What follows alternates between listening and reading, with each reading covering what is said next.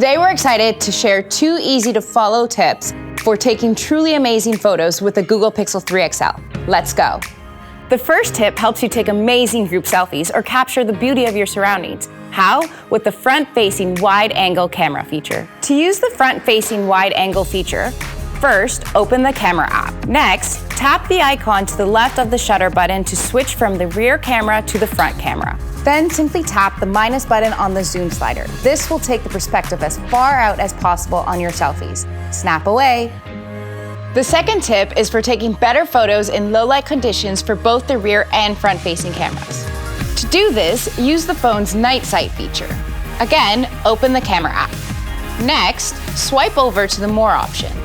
Select night sight mode to activate the feature. Remain still and start taking amazing photos in low-light settings. And that's it. Discover more great features on the Google Pixel 3 XL.